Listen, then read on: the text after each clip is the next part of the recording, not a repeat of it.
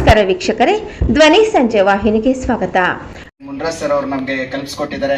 ಅವರು ಬಂದು ಈ ಒಂದು ಕಾರ್ಯಕ್ರಮದಲ್ಲಿ ಒಂದು 19 ಬಾರ್ ಸನ್ಮಾನ್ಯ ಶ್ರೀಯುತ ಬಾಲನ್ ಸರ್ ಅವರಿಗೆ ನಮ್ಮ ಸರ್ಕಾರಿ ಹೊರಗುತ್ತಿಗೆ ನೌಕರ ಸಂಘದ ಪರವಾಗಿ ಹಾಗೂ ಪ್ರೈವೇಟ್ ಎಂಪ್ಲಾಯ್ ಅಸೋಸಿಯೇಷನ್ ಪರವಾಗಿ ಹೃತ್ಪೂರ್ವಕ ಅಭಿನಂದನೆಗಳನ್ನು ಸಲ್ಲಿಸ್ತಾ ಇದ್ವಿ. Thank you so much sir. M Munraju sir ಅವರಿಗೆ ಸರ್ಕಾರಿ ಹೊರಗುತ್ತಿಗೆ ನೌಕರ ಸಂಘದ ಪರವಾಗಿ ಹಾಗೂ ಪ್ರೈವೇಟ್ ಎಂಪ್ಲಾಯ್ ಅಸೋಸಿಯೇಷನ್ ಪರವಾಗಿ ಹೃತ್ಪೂರ್ವಕ ಧನ್ಯವಾದಗಳು ಮತ್ತೆ ಅಭಿನಂದನೆಗಳನ್ನು ಸಲ್ಲಿಸ್ತಾ ಇದ್ದಾರೆ.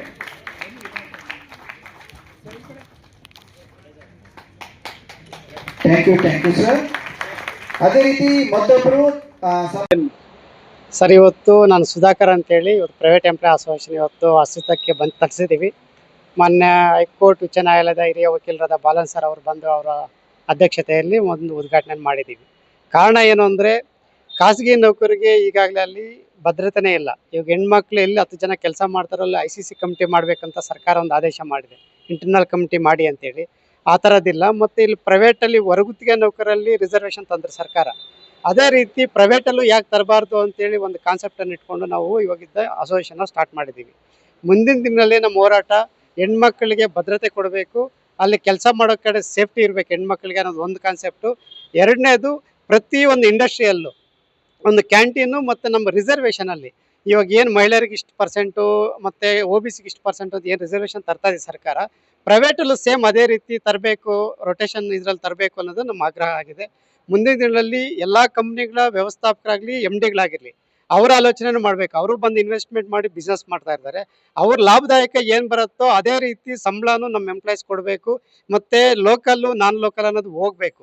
ಪ್ರತಿಯೊಬ್ಬರು 10 ಜನಕ್ಕೆ ಕೆಲಸ ಕೊಡೋಕೆ ಬರ್ತಾರೆ ಅಂತಂದರೆ ಅವ್ರು ಇನ್ವೆಸ್ಟ್ಮೆಂಟ್ ಹಾಕೇ ಬರ್ತಾರೆ.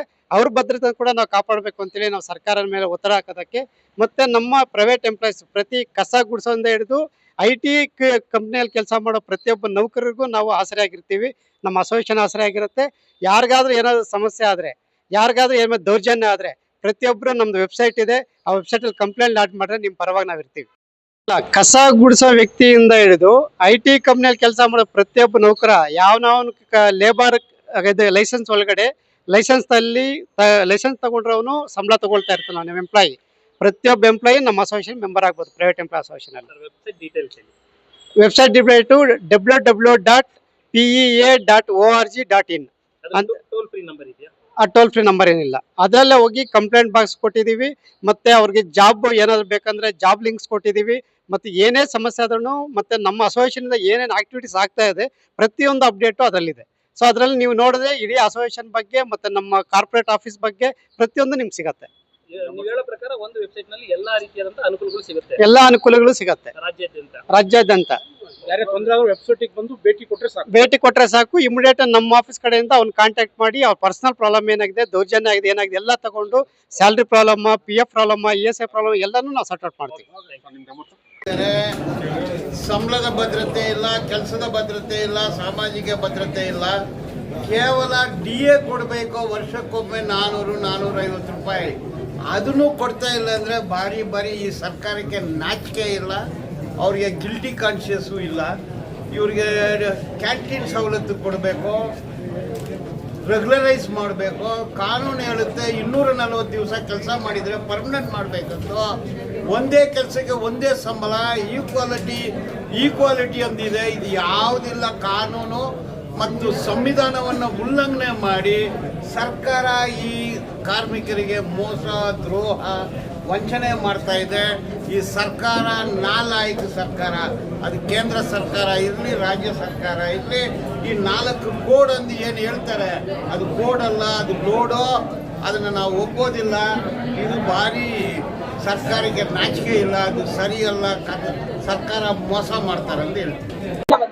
ನೋಡಿ, ನಾವು ಭಾರತೀಯರು ಮೂಲತಃ ಸಮಾಜ ಜೀವಿಗಳು.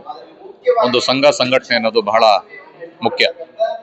ಅದರಲ್ಲಿ ಈಗಾಗಲೇ ಸರ್ಕಾರಿ ಹೊರಗುತ್ತಿಗೆ ನೌಕರರ ಸಂಘ ಉದ್ಘಾಟನೆ ಆಗಿ 2 ವರ್ಷ ಆಗಿದೆ.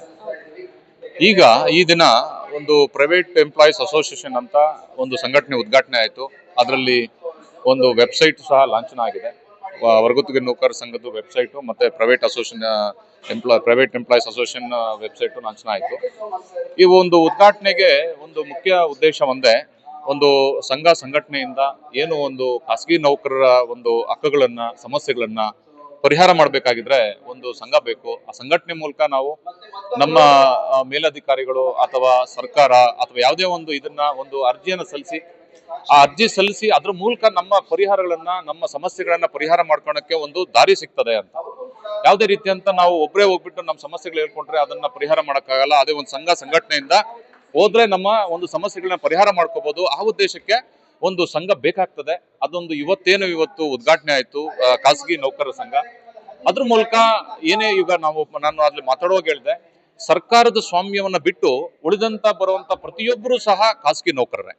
ಅದರಲ್ಲಿ ನಾನು ಹೇಳಿದೆ ನಿಮ್ಗೆ, ಟ್ಯಾಕ್ಸಿ ಡ್ರೈವರ್ ಆಗಿರ್ಬೋದು, ಆಟೋ ಡ್ರೈವರ್ ಆಗಿರ್ಬೋದು, ಸಾಫ್ಟ್ವೇರ್ ಕಂಪನಿಯಲ್ಲಿ ಕೆಲಸ ಮಾಡೋರಾಗಿರ್ಬೋದು, ಟೀಚರ್ಗಳಾಗಿರ್ಬೋದು, ಪ್ರೈವೇಟ್ ಕಾಲೇಜುಗಳಲ್ಲಿ, ಮತ್ತೆ ಆಮೇಲೆ ಪ್ರೈವೇಟ್ ಹಾಸ್ಪಿಟಲ್ ಮಾಡೋರಂತ ಡಾಕ್ಟರ್ಗಳಾಗಿರ್ಬೋದು, ಹೋಟೆಲ್ ಕೆಲಸ ಮಾಡ್ತಾರಾಗಿರ್ಬೋದು, ಪ್ರತಿಯೊಬ್ಬರು ಸಹ ಈ ಖಾಸಗಿ ನೌಕರರಿಗೆ ಭದ್ರತೆ ಇಂಪಾರ್ಟೆಂಟ್ ಬೇಕಾಗ್ತದೆ. ಈ ಸಾಮಾಜಿಕ ಭದ್ರತೆಗೋಸ್ಕರ, ಈ ಒಂದು ಅವರ ಒಂದು ಹಕ್ಕುಗಳನ್ನು ಪಡ್ಕೊಳಕ್ಕೋಸ್ಕರ, ಅವರ ಒಂದು ಸಮಸ್ಯೆಗಳ ಪರಿಹಾರ ಮಾಡೋಕ್ಕೋಸ್ಕರ ಇದೆಲ್ಲದಕ್ಕೂ ಸಹ ಒಂದು ಸಂಘ ಸಂಘಟನೆ ಬೇಕಾಗ್ತದೆ. ಆ ಸಂಘಟನೆ ಮೂಲಕ ಏನು ಇವತ್ತು ಒಂದು ಉದ್ಘಾಟನೆ ಮಾಡಿದ್ದಾರೆ ಪ್ರೈವೇಟ್ ಎಂಪ್ಲಾಯೀಸ್ ಅಸೋಸಿಯೇಷನ್ ಮೂಲಕ, ಅದ್ರಿಗೂ ಅವ್ರಿಗೆ ಒಳ್ಳೇದಾಗ್ಲಿ. ಆ ಅಸೋಸಿಯೇಷನ್ ಮೂಲಕ ಎಲ್ಲಾ ನೌಕರರಿಗೂ ಸಹ ಸಮಸ್ಯೆಗಳು ಪರಿಹಾರ ಮಾಡ್ಕೊಂತ ಒಂದು ಧೈರ್ಯ, ಶಕ್ತಿ ಮತ್ತೆ ಒಂದು ಸಂಘಟನೆಯ ಒಂದು ರೂಪುರೇಷೆಗಳನ್ನ ಮಾಡ್ಕೊಳ್ಳುವಂತ ಒಂದು ಅಧ್ಯಕ್ಷರು, ಪದಾಧಿಕಾರಿಗಳು ಎಲ್ಲರೂ ಸಹ ಅನುಕೂಲ ಮಾಡಿಕೊಟ್ಟಿದ್ದಾರೆ. ಅವ್ರಿಗೆಲ್ಲ ಒಳ್ಳೇದಾಗ್ಲಿ ಅಂತ ನಾನು ಈ ದಿನ ನಾನು ಕೋರ್ಕೊಂಡಕ್ಕೆ ಬಯಸ್ತಾ ಇದ್ದೀನಿ. ನಾನು ಒಂದು LLB LLM ಮಾಡಿ ಅದರಲ್ಲಿ PhD ಸಹ ಮಾಡಿ, ನನ್ನ ಮೂಲತಃ PhD ನಲ್ಲಿ ಕಟ್ಟಡ ಕಾರ್ಮಿಕರ ಬಗ್ಗೆ ಒಂದು PhD ಮಾಡಿದ್ದೀನಿ. ಅದನ್ನ ಮಾಡಿಬಿಟ್ಟು ಒಂದು ನಮ್ಮ ಉಚ್ಚ ನ್ಯಾಯಾಲಯದಲ್ಲಿ ವಕೀಲರಾಗಿ ಸುಮಾರು ವರ್ಷಗಳಿಂದ ವಕೀಲಗಿರಿಯನ್ನು ಕೆಲಸ ಮಾಡ್ತಾ ಇದ್ದೀನಿ. ಅದರಲ್ಲೂ ಸಹ ಈ ಒಂದು ಕಾರ್ಮಿಕರ ಬಗ್ಗೆ ಒಂದು ಯಾವುದೇ ರೀತಿಯಂತ ಕಾರ್ಯಕ್ರಮಗಳಾದ್ರೆ ಅದಕ್ಕೆ ಆಹ್ವಾನ ಮಾಡಿದ್ರೆ ತಪ್ಪದಿರ ಹೋಗಿ ತನ್ನ ಏನು ಕಾರ್ಮಿಕರು ಬೇಕಂತ ಹಕ್ಕುಗಳ ಬಗ್ಗೆ ಹೇಳೋದಕ್ಕೆ ಅವಕಾಶ ಕೊಟ್ಟರೆ ಮಾಡ್ತೀವಿ. ಸುಂದರ ಸಮಾರಂಭವನ್ನು ನಮ್ಮ ಸರ್ಕಾರಿ ಹೊರಗುತ್ತಿಗೆ ನೌಕರರು ಮತ್ತು ಪ್ರೈವೇಟ್ ಅಸೋಸಿಯೇಷನ್ ನೌಕರರ ಬಲಗದಿಂದ ಒಂದು ಸಭೆಯನ್ನು ಕರೆದಿದ್ದಾಗಿತ್ತು. ಒಂದು ಕಾರ್ಯಕ್ರಮ ಅಂತಂದರೆ, ಇಂಥ ಒಂದು ಸರ್ಕಾರಿ ನೌಕರರು ಮತ್ತು ಸರ್ಕಾರದ ಸೌಮ್ಯತೆಯಿಂದ ಇರ್ತಕ್ಕಂಥ ಹೊರಗುತ್ತಿಗೆ ನೌಕರರು ಮತ್ತು ಖಾಸಗಿ ನೌಕರರಿಗೆ ಇರ್ತಕ್ಕಂಥ ಸಮಸ್ಯೆಗಳ ಬಗ್ಗೆ ಒಂದು ಒಗ್ಗಟ್ಟಾಗಿ ಒಂದು ಒಂದು ಸಂಘವನ್ನು ಹುಟ್ಟಾಕಿ ಸುಧಾಕರ್ ಯಾದವ್ ಅವರು ಇವತ್ತು ಒಂದು ಕಾರ್ಯಕ್ರಮ ಉದ್ಘಾಟನೆಯನ್ನು ಮಾಡೋಕ್ಕೆ ಇವತ್ತು ಪ್ರಾರಂಭ ಮಾಡಿದರು. ಅದರಿಂದ ಸುಮಾರು ಜನಕ್ಕೆ ಅನುಕೂಲ ಆಗುವಂಥ ಒಂದು ಮಹತ್ವದ ಕಾರ್ಯ ಆಗಿದೆ. ಇಂಥ ಕಾರ್ಯಕ್ರಮಗಳು ಇನ್ನೂ ಹೆಚ್ಚಾಗಿ ನಡೀಬೇಕಾಗಿದೆ. ಇಂಥ ಕಾರ್ಯಕ್ರಮಗಳಿಂದ ಇರ್ತಕ್ಕಂಥ ನೌಕರರಿಗೆ ಅವ್ರಿಗಿರ್ತಕ್ಕಂಥ ತೊಂದರೆಗಳನ್ನು ನಿವಾರಿಸಲು ಮತ್ತು ಅನುಕೂಲವಾಗುತ್ತದೆ. ಮತ್ತು ಅವ್ರಿಗಿರ್ತಕ್ಕಂಥ ಸಮಸ್ಯೆಗಳ ಬಗ್ಗೆ ಸರ್ಕಾರದ ಜೊತೆ ಒಂದು ಸಮ್ಮಿಶ್ರಣ ಒಂದು ಸಂಘ ಸಂಸ್ಥೆ ಬೇಕಾಗಿದೆ. ಅದೇ ಕಾರಣಕ್ಕಾಗಿ ಇಂಥ ಸಂಘ ಸಂಸ್ಥೆಗಳಿಂದ ಸರ್ಕಾರ, ಇವಾಗ ಭಾರತ ಸರ್ಕಾರದಿಂದ ಮೂಲಭೂತ ಹಕ್ಕುಗಳಿಗೆ ಧಕ್ಕೆ ಆಗ್ತದೆ. ಮತ್ತೆ ಅವ್ರಿಗಿಂತ ಸಮಸ್ಯೆಗಳ ಬಗ್ಗೆ ಸರ್ಕಾರಕ್ಕೆ ನೇರವಾಗಿ ಇರ್ತಕ್ಕಂಥ ನೌಕರರು ಸಂಪರ್ಕಿಸ ಸಾಧ್ಯವಾಗುವುದಿಲ್ಲ. ಅಂತಹ ಸಂದರ್ಭದಲ್ಲಿ ಇಂಥ ಸಂಘಟನೆ ಕಟ್ಟಿರೋದ್ರಿಂದ ಮತ್ತು ಇಂಥ ಸಂಘಟನೆಗಳಿಂದ ನೇರವಾಗಿ ಸರ್ಕಾರಕ್ಕೆ ಅವರ ಸಮಸ್ಯೆಗಳು, ನೌಕರ ಸಮಸ್ಯೆಗಳು ತಲುಪುವುದರಿಂದ ಆ ಸಮಸ್ಯೆಗಳನ್ನು ಬಗೆಹರಿಸಲು ಸರ್ಕಾರಕ್ಕೂ ಮತ್ತು ನೌಕರಿಗೂ ನೆರವಾಗುತ್ತದೆ. ಆದ್ದರಿಂದ ಇಂಥ ಸಂಘದ ಉದ್ಘಾಟನೆಗೆ ನಮ್ಮನ್ನು ಸಾಕ್ಷಿಯಾಗಿ ಕರೆದಿದ್ರು. ಬಹಳಷ್ಟು ಸುಂದರವಾದ ಸಮಾರಂಭ ಆಗಿರ್ತದೆ. ನಮಸ್ತೆ ಎಲ್ಲರಿಗೂ. ನಮ್ಮ ಪತ್ರಿಕೋಟ ಬಂದವರಿಗೆಲ್ಲ ನಮ್ಮ ಕಡೆಯಿಂದ, ನಮ್ಮ ಸರ್ಕಾರಿ ಹೊರಗುತ್ತಿಗೆ ನೌಕರರಿಂದ ನಾವೀಗ ಪ್ರೈವೇಟ್ ಎಂಪ್ಲಾಯ್ಸ್ ಅಸೋಸಿಯೇಷನ್ ಅಂತ ಇವತ್ತೊಂದು ಲಾಂಚ್ ಮಾಡಿದ್ದಾರೆ.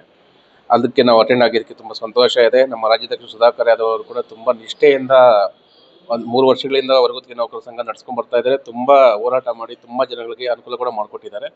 ಅದೇ ರೀತಿ ಪ್ರೈವೇಟ್ ಎಂಪ್ಲಾಯ್ಸ್ ಅಸೋಸಿಯೇಷನ್ ಕೂಡ ಅವರೇ ಇನ್ಚಾರ್ಜ್ ತಗೊಂಡಿದ್ದಾರೆ. ಅದರಲ್ಲೂ ಕೂಡ ಅವರು ಒಳ್ಳೆಯ ಒಂದು ಎಂಪ್ಲಾಯೀಸ್ಗೆ ಒಳ್ಳೇದು ಮಾಡ್ತಾರೆ.